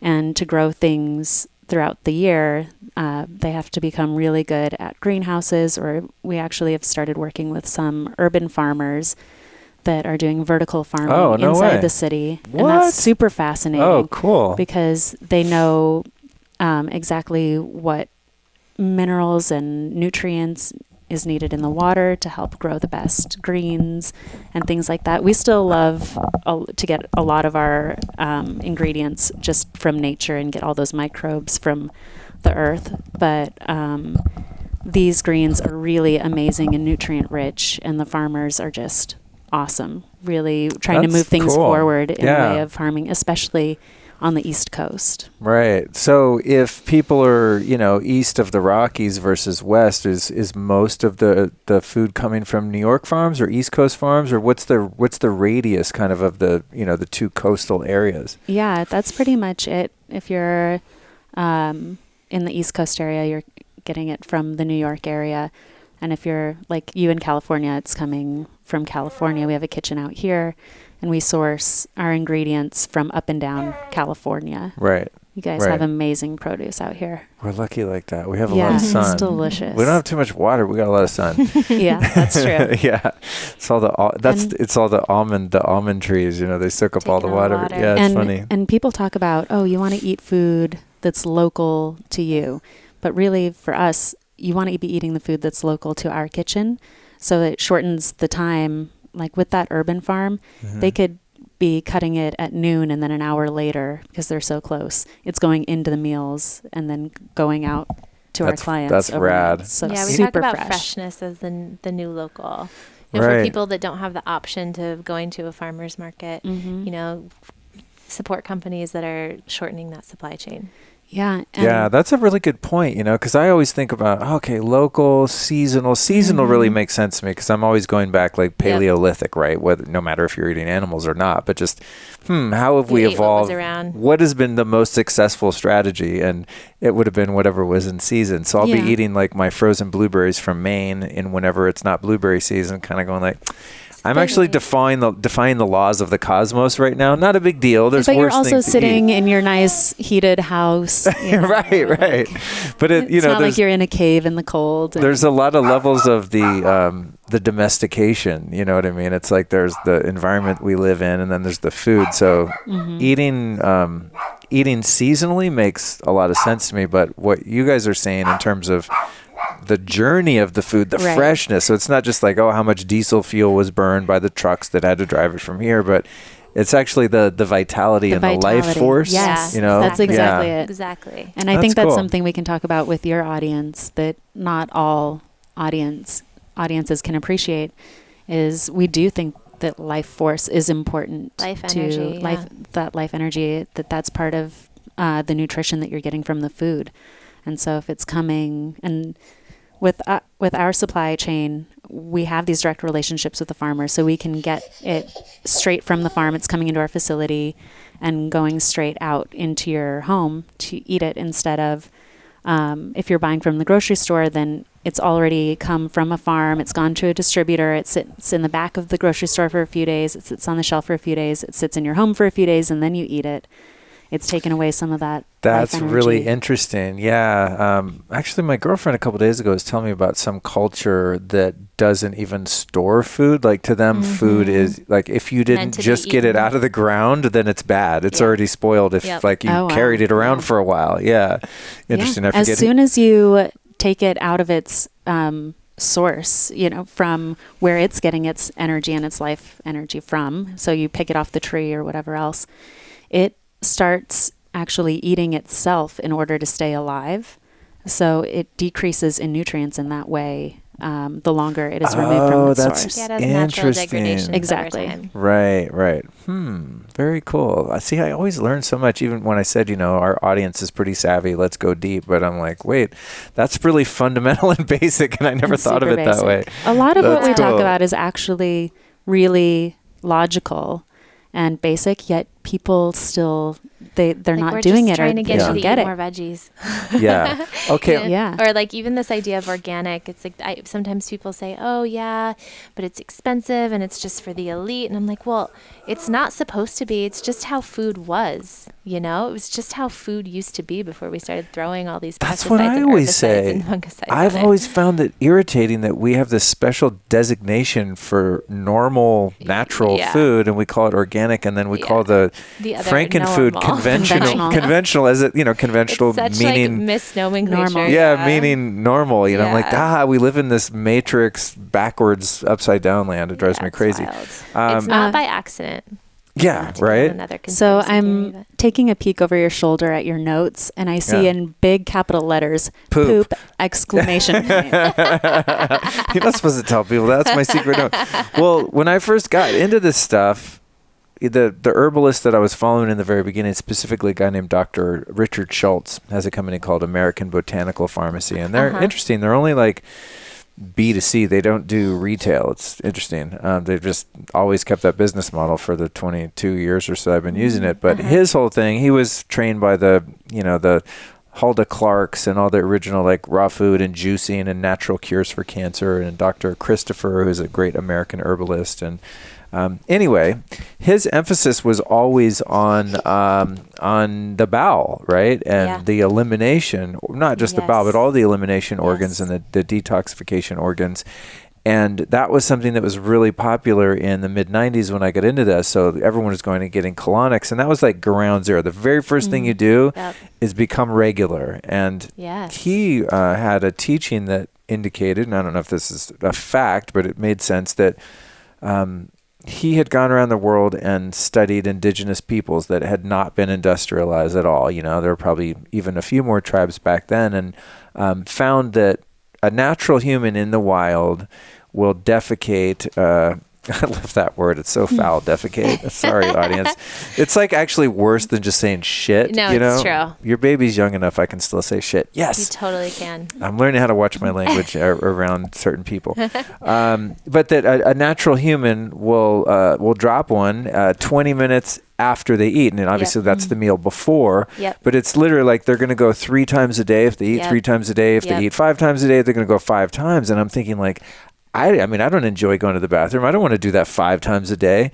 But this would indicate that even someone now that goes once a day is constipated and you're toxic. Yeah. Like you should be going multiple times a day. And I try to tell this to people, and I got to say, not to be sexist, but I get pushback from women on this all the time. They're like, gross, no way. I don't want to do that. I go every 4 days. And I'm like, dude. It's because women are gnarly. So constipated. women in general are ridiculously constipated. One of our dear friends, and she's a medical doctor, sits on our science board, Dr. Aviva Ram, talks about, she'll see patients and she'll ask if they're regular, and they say, oh yeah, I go once every 2 weeks. And Oh my God. Or like every Friday at 3 p.m. on the dot. Oh, that's so not bad. regular. Like, I don't mean do you go regularly. By regular, I mean, Right. at least once a day. Right. And, I think a lot of it is anxiety. Women tend to hold a lot more anxiety in their core. Or shame if they're sleeping over at someone Right. new's house or at work. Or Well, I'll let you know a little that. secret, But- guys. We have that too. We're poo shy too. Me Yeah. and one other But friend. girls have to be pretty. It's like this whole thing of like dainty and being feminine. I mean, Sure. not that I'm in support of it, but Sure. you know, Of course. it's part There's of a the culture. cultural conditioning. Yeah. Absolutely. But no wonder we're sick. No Yeah. wonder we're sick. I mean, we were just talking about this earlier, but that protective mucus layer in your gut is the one barrier between you and pathogens.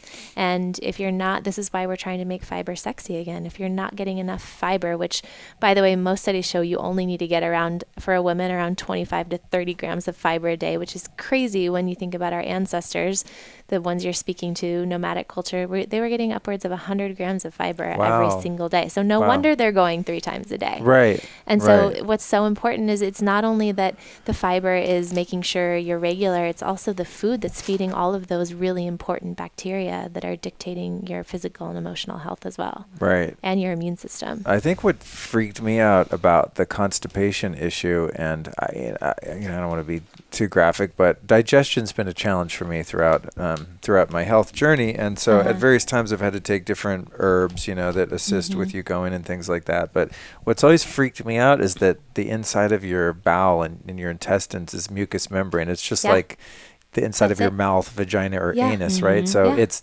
permeable, and anything you put in there, anyone that's into supplements, if you put it under your tongue, it hits you super fast, and LSD works the same way, incidentally. But and we don't realize that when your liver and these other elimination and detoxing organs, they're pumping all that stuff into your colon, and then it gets mixed with all that fecal matter and creates this sort of biomass. And if it sits in there, Toxic biomass. right, you're reabsorbing like your own poisons that your body's trying to get rid of, and then those Especially organs have to hormones. process them again. Yeah. And if your exits aren't open, it's just getting reabsorbed again. That's the first place you have to work on to detox your body. You have to get your exits It's like a open traffic and jam going. at the Lincoln Tunnel. Yeah. Yeah. If you A car start trying to breaks down in the detox your front liver row. before Right. you fixed your constipation, then you're reabsorbing all of those toxins you just worked to detox. I'm glad you looked at my notes, because I think that's, speaking of detoxing, it's really important for people to understand what you just said, that if your colon is backed up and you're like, I'm doing a cleanse, I'm taking all these herbs that are going to detox my liver, like, dude, you're dumping everything into a full, trash can, so to speak. Overload. Yeah. And So thank you for making poop sex again, ladies. Yes. Sexy again. We're trying.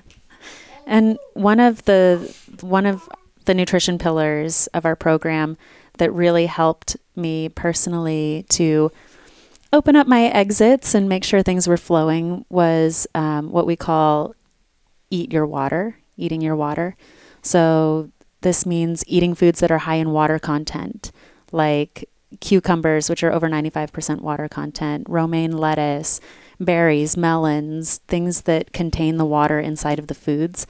I think when we started the company, we thought we were eating really healthy. We were eating 100 different forms of avocado toast and, eating Coconut oil. Yeah, lots of coconut oil. Trail mix. Ezekiel toast with the coconut oil. Totally. on I it. remember that stuff. Yeah, different types of raw trail mixes or high fiber organic cereal with almond milk, and had eliminated the dairy and things like that. But all of those foods were super dehydrating.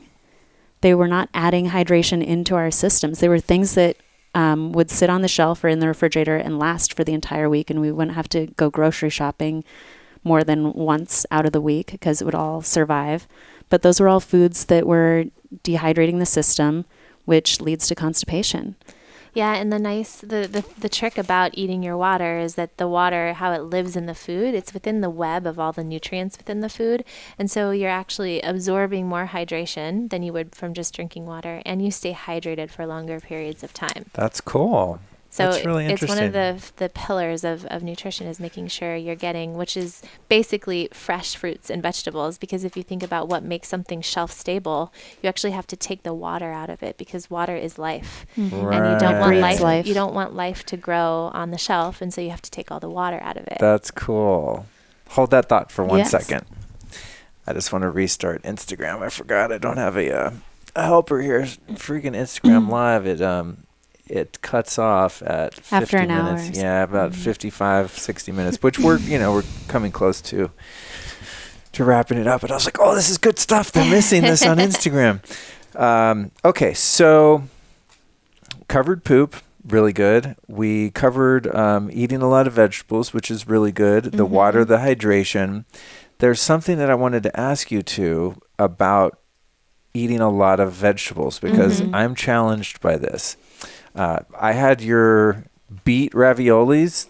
Oh my God. Like whatever that is, if you call that a vegetable, I'll eat that all day long. So it was super pesto-y and fatty and delicious. But I mean, honestly, if I sit down and eat a salad with a bunch of chopped vegetables and stuff, I'm so irritated and like bored after 15 minutes. It's a time thing. So what I've done over the years to really get the greens in and all the phytonutrients, antioxidants, and fiber and all that, is I make green smoothies. I basically take a salad. I'm like, okay, this would take me an hour and a half to chew through.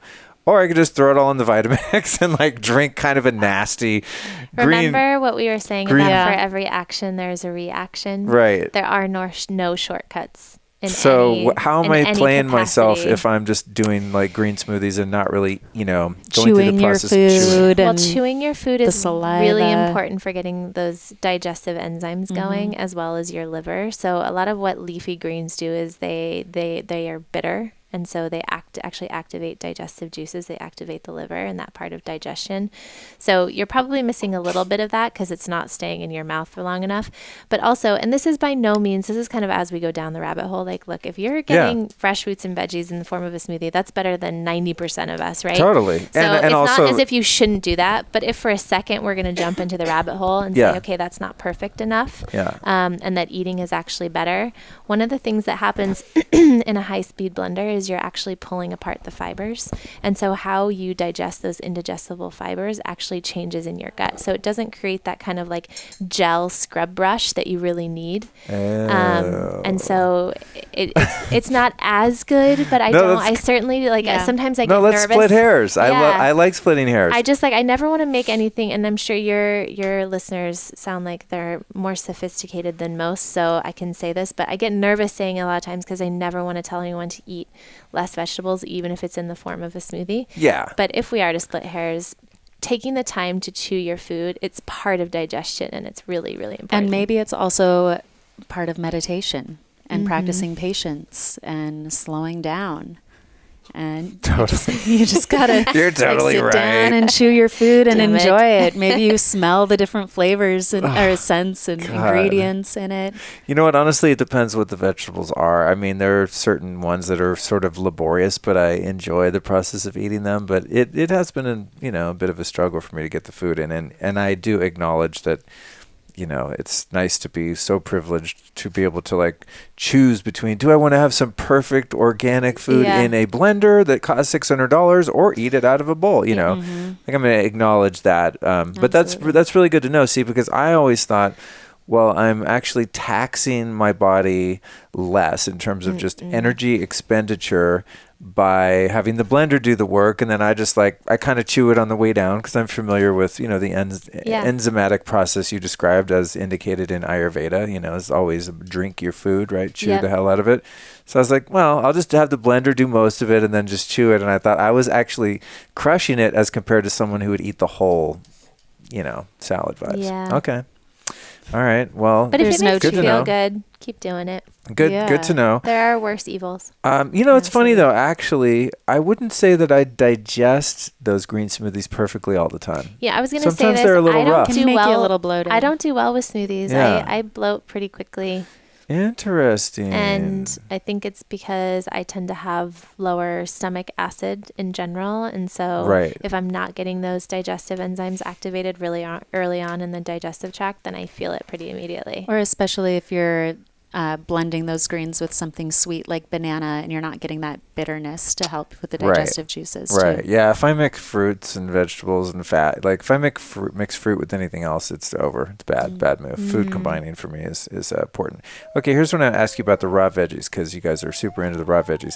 What about the oxalic acid in kale and spinach and things like that? When you eat them raw, it can be pretty rough to digest. Do you think there's validity to that? Is it concern? If you're prone to something like kidney stones, then maybe you should not eat so much kale. I just think that we have so many problems as humans. We're so sick, and I don't think making sure you're not overdoing it on it's kind of like lectins, right? Yeah. And so another piece of our philosophy is biodiversity and getting a lot of diversity into your diet.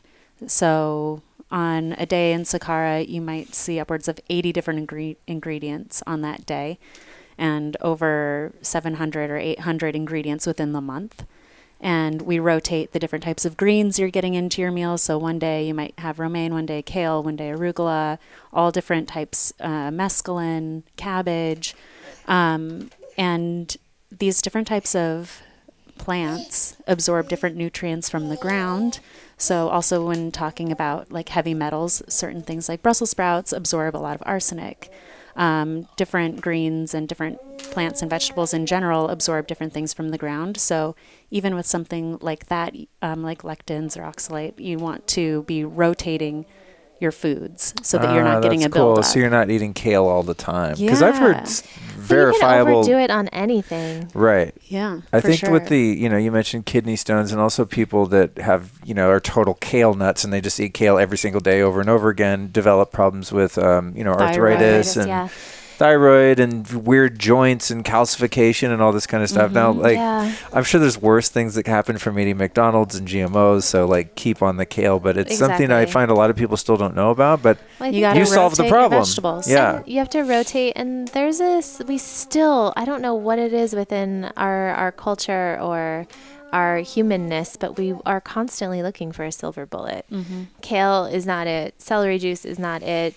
There's not an silver bullet. You have to do the hard work, and you have to eat well, and most of the time, and you have to get a variety, and you have to get high quality, and you have to do your best. And unfortunately, that means you can't just go to your same kale and avocado bowl every single day for lunch. You have to really switch it up and get those different nutrients. You guys are inspiring me, because honestly, I'm not really a foodie, it's kind of like utilitarian to me, eating. I mean, a nice dinner with someone you care about is beautiful and all that. But because of that, there's not a lot of diversity. I could just eat pretty much every day, a bunch of bacon, some avocado, maybe if it's a good day, throw in a green smoothie.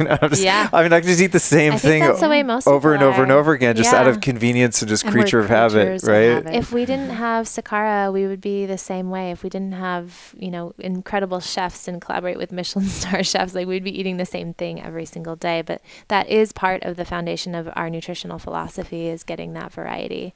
Well, that's, that means we have to keep it interesting. Yeah, and going back to the Paleolithic hunter-gatherer, obviously we can't go back there, but I'm always like, oh, we should do what's natural, and then tell myself, dude, it's not natural to just eat bacon and avocado every day. Yeah, no human would have ever eaten the same thing all the time, because they were always on the move, right? So we've got 2 million years of evolution of eating things seasonally all over different regions, as far as humans could travel in the course of a tribal lifetime. So that's a really good lesson. Yeah, cool. Exactly. Wow, we're getting a lot of moths in this room. I didn't think about I didn't think about what would happen. When the doors open and these lights are on. I'm like, whoa, we have a kind of a zoology experiment going on here at this point. On our next podcast. Yeah, we've had babies, dogs. I know. Every type of. Has this been a really exciting podcast, just with all the background stuff? I love it. It's like a zoo today. You know what? You'll be surprised if you guys ever get around to listening to this, that a lot of the background noise doesn't come through on these mics. Oh, yeah? Yeah, they're really cool. I've recorded in huge crowds of people with these and had a conversation like this. Thought it was never going to be airable, and listen back and you can't even hear anything. So, What about her grabbing the microphone right now? Can you hear that? That you can hear. Those scratchy noises on the mic we will hear, but we won't hear a lot of the background. All right, ladies. Well, I'm ready to wrap it up here.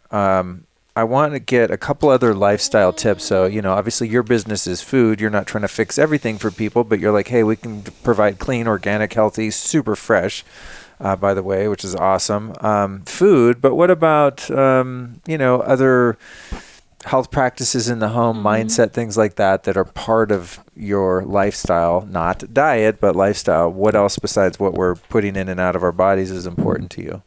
Well, Sakara means the manifestation of, I know I heard you speak to, I think I was picking up the baby as you were speaking to what Sakara means, but we know that thoughts become things. And so that's a big part of our spiritual practice. And that's a big part of what we try and help our clients realize as well. And I've heard you speaking it too, even within our conversation, is that your thoughts really matter and your words are powerful. And so reminding people that along this journey, we're not just trying to change your waistline. We're not just trying to, help you fit into whatever dress. We're really the goal is to help you change your mind. And I've been having this thought a lot recently of, is it the chicken or the egg? And it's been going around in my circles lately, having this conversation. But I think I've realized that it's the chicken and the egg. Like they don't come, there wasn't one before the other, that they happen simultaneously. And so on this food journey, we're also going to bring the mind, because it can't be, it's just food. And then, oh, here comes the mind. It can't be, it's just mind. Oh, here comes the food. They really kind of have to happen all at once. And that's when miracles happen. Mm-hmm. Cool. And I think if we're talking about tools, living in the city in New York City is absolute nuts. Like it's a catalyst of a city where things can happen and things can happen fast. You have an idea, you want to create something, it will explode into creation and quickly. But when it comes to us as humans living in that spiral vortex of energy, it can be really difficult on the body. And so I think as hard as we all are working in that environment, we have to also make time for self-care. So food is obviously the core way that we take care of ourselves. And I think this conversation of self-care is one that is rising. Like, what are your practices and how can you do that, especially when you don't have much time? I like to use different apps. We use different types of online platforms. Melissa Wood is one of our friends. We do her workouts. Ballet Beautiful, Caravan Wellness, which focuses on alternative practices like breathing techniques and meditation and they'll do short ones so you can get it in 5 minutes type of thing. And even if it's something short in just 5 or 10 minutes a day, it can make a really big impact. And especially if you do it every day. You are what you do the majority of the time. Yeah. Yeah. Do you believe that how you do anything is how you do everything? Well, my daughter clearly does. I was thinking about her, and I was thinking, well, what if, I don't know. I didn't think it through this much, but I thought, what if this podcast becomes a really big deal? So let's just say like I'm the next Oprah or something like that, right? And then someday she's like, yo, dog, when I was 6 months, I was on that podcast. You can hear me. No, fast forward to 1.5 hours, like, would it ever be a thing to her? It's sort of like if you were, like in the room when Led Zeppelin recorded Stairway to Heaven, Totally. And you could be like, I was just born and my daddy was Jimmy Page and I'm told that I touched the amplifier and made it make this sound, I'm equating my own podcast with Led Zeppelin Stairway to Heaven now. And Oprah. Thoughts to things. Hey. We actually got to meet Oprah, which was... Really? Oh, I love her. She's amazing. We had planned exactly what we were going to say. So she anointed 100 of people who she thinks are like carrying forward this spiritual path, the light, she calls it. We can't figure out if Whitney and I were 2 of the 100 or 1 together of the 100, but it doesn't matter. But anyway, we got to meet her, and Whitney and I had this whole plan on what we were going to say. You know, she has a house in Sedona. We have so much to talk about. And of course, the minute she was right next to us, we forgot everything. Just kind of She giggled gave us at a her. hug, and just everything melted away. Yeah. Was it like getting a hug from Amma? You ever go to Amma and get a hug? I really want to, though. Yeah, I did it. It was nice, but it was a long night, man. Yeah, it's a long line. Honestly, yeah, I think it was intense. Probably worth it. Okay, let's wrap it up. I know you guys have a dinner to be to, and your baby's actually been really great. She's been pretty chill. She has been chill. She likes to hang out. She's probably wanting dinner too. Probably. So you've each taught me in the audience tons of stuff today. Who have been 3 teachers or teachings that have influenced your work individually, that your life's work, that is, everything you are, that our listeners could go look up and also learn from? Wow. Well, I was going to say my mother, because she... Can they Google her? No. No, you can use, you can add mom. We were talking about chemtrails and things like that, and she's always on that. She grows all of her own Does she still live in Sedona? Yes. Oh, okay. And after all the kids were grown, then she filled the swimming pool with dirt, and she grows her own organic garden. She flies in volcanic rock dust from Italy. I used to get the rock dust minerals. That's dope. She mineralizes the soil. She has this like lockdown on this organic alpaca farm where she gets the manure. They save all the manure for her over the winter. And then she adds that. Oh my God. And she cuts pieces of her tree to turn into wood chips for mulch too. And then she just lives off of her own Sounds land. like I need to have your mom on the podcast. Yeah, she's pretty How to awesome. homestead. But she's That's like cool. very like fly under the radar, doesn't want to be on social media or anything. Right. So Well, she probably listens to your I was podcast telling too. you guys, my mom texted me something about, she's like, the chemtrails are really out today. I was like, I have the dopest mom. Like, my mom is super woke. Your Sounds mom like yours is sounds too. dope. Yeah, no, 100%. I would say Gabriel Cousins had a big impact on my life as kind of alternative lifestyle. And, he's not just rooted in alternative lifestyle. He's also an MD. And so, Isn't he a rabbi or something now, too? He's He's a shaman. Yeah. Medicine man. He's kind of all the things. But he had a huge impact on my life, and I still follow what he does. He's very big into raw food, but I still also, even though I don't necessarily think all raw is right for me, I love his thoughts, not just on food, but kind of the energetics of life. And I learned a lot from him. And I also, one other person that really came to mind when you asked that question, especially as a new mother, is Ina May. Do you know who Ina May is? No, I don't.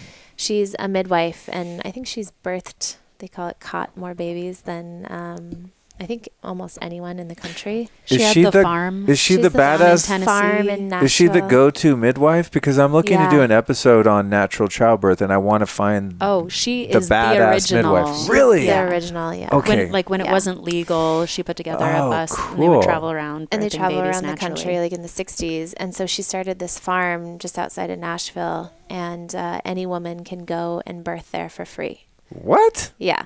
She's Holy a badass. Crap. And she has beautiful musings and stories and books on the power of a woman's body.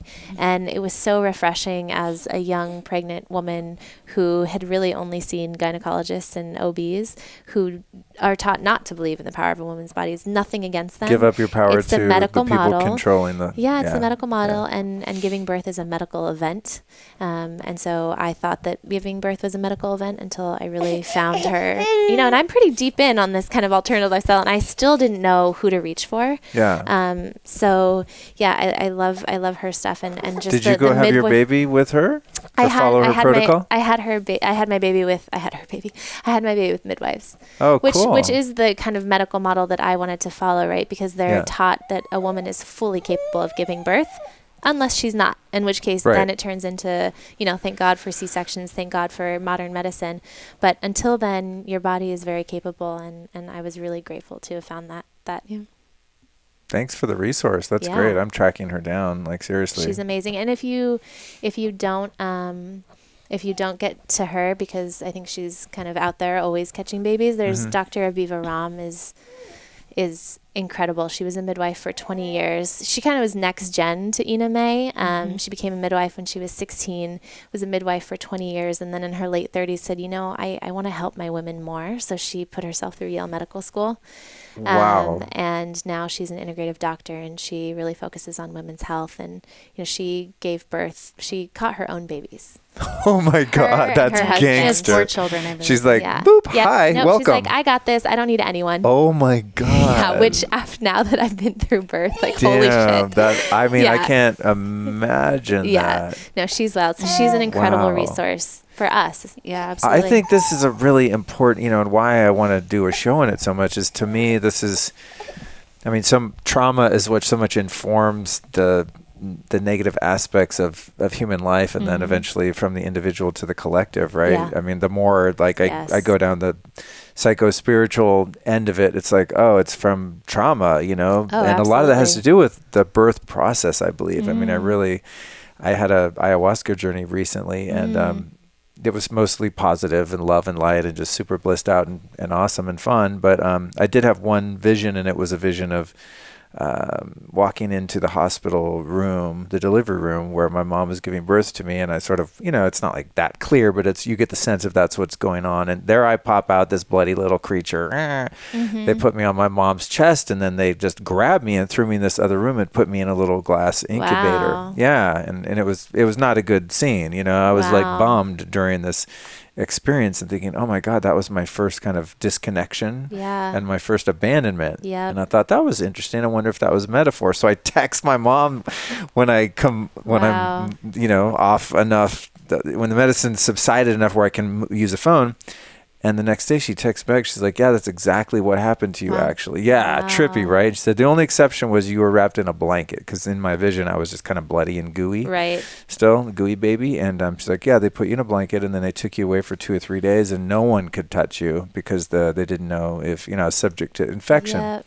They didn't know when her water broke. So I was like, holy shit, I think that actually affected me. And I just did a show on circumcision, which was a very anti-circumcision show because of the trauma that men experience, especially in America and in some other Western cultures, Judaism, etc. Yeah. It's really important because your daughter is going to be the future of the freaking planet, so For how sure. we're giving birth, I think, is super, super important. So And there's also a little soapbox tangent there, because I'm just seeing but that. it's important. How do we get to the root of societal issues? It's not about like saving the world today. It's about saving the world that's coming. For sure. And you how know? can we have reverence for Mother Earth when we don't have reverence for mothers? Boom.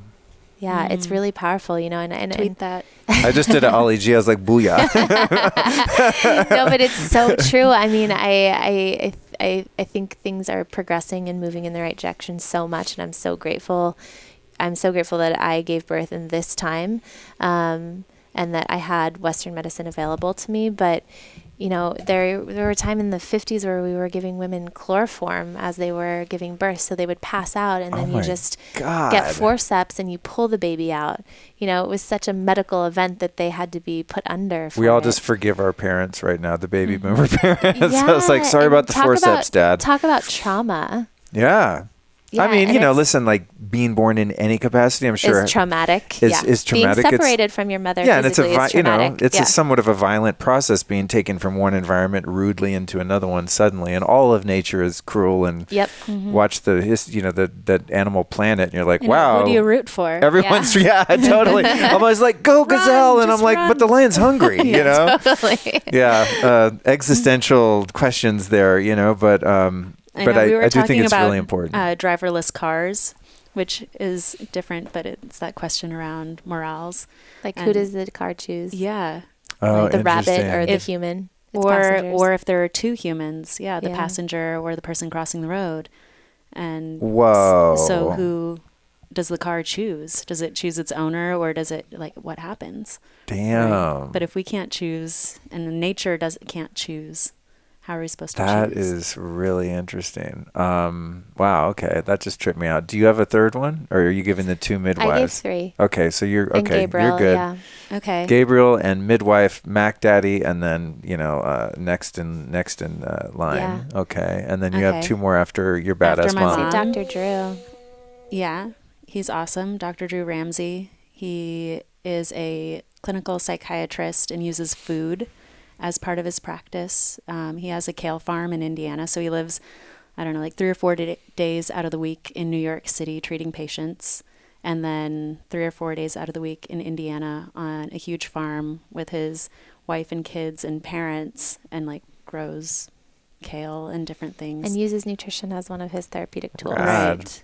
Super smart. So he's really trying to push the way that we're thinking about mental health and how food can play a role in that. Does he get heat from the establishment, like a Kelly Brogan gets heat for being outspoken about alternatives to pharmaceutical drugs? I mean, he talks about how he uses pharmaceutical drugs when they're needed. So okay. And sometimes he's not against needed. that, but he's pro, healing, not just Got it. Just covering up masking symptoms. Yeah. Right. Yeah. And especially because we're in such an over-medicated society where, like, oh, I feel a little sad. All right, here, take this, versus getting down to the root cause. Oh, my God. Or what you described earlier about just having acne and the litany of drugs that are thrown at you to just have clear skin. It's like, dude. Yeah, and it's completely messed up my immune system for a lifetime. Mm-hmm. That I'm more susceptible to having flare-ups of different sorts because my immune system has been lowered by years of antibiotics in the past. Right. And then I'd say Dr. Robin Chutkin has been really impactful on our business and our philosophy in our lives. She's big on the gut health, right? Yeah. Which I wanted to talk about more. We didn't really get into it. She has a book, The Microbiome Solution. Oh, you should cool. have her on. Yeah. Yeah? Oh, for sure. She's badass at the gut situation? She's brilliant.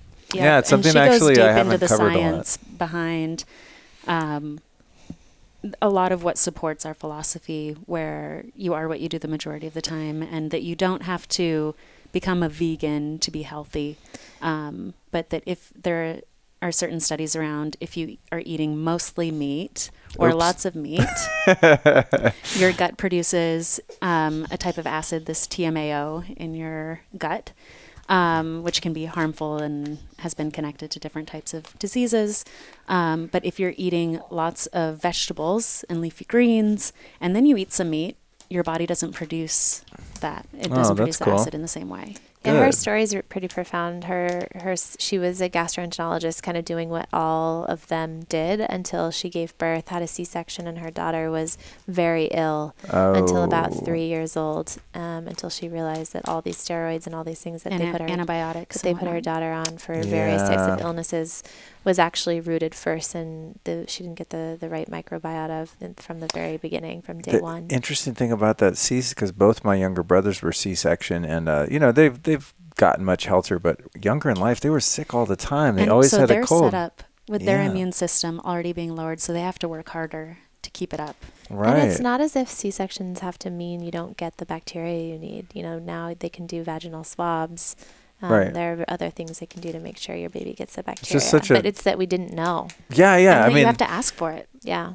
Yeah. That's the thing. If they're like, from what I've interviewed a couple of doctors on this about the birth process and stuff, and they're like, oftentimes it's just the doctor's on the clock, and they're just like, you know what, this is taking too long. Let's just slice her open. It's like, dude. For sure. But then if you don't know that they might do that, and obviously I guess you have given consent. Hey, if I'm out on the epidermal or whatever, and you got to cut the baby out, go for it. But most women don't know about the bacteria that it has to be swabbed in order to inoculate the baby for their whole gut's going to be built on that, right, for the rest of their life. I very much believe in the midwife model, and then also I always tell women that ask, because I try not to tell women that don't ask anything. It's their process, but I'm working on that one myself.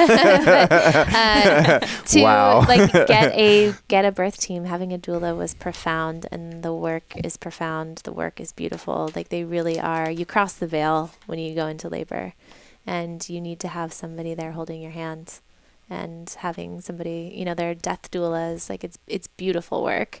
And if the kind of society and culture doesn't trust the birthing process themselves, then having people on your birth team that do is really important. Rad.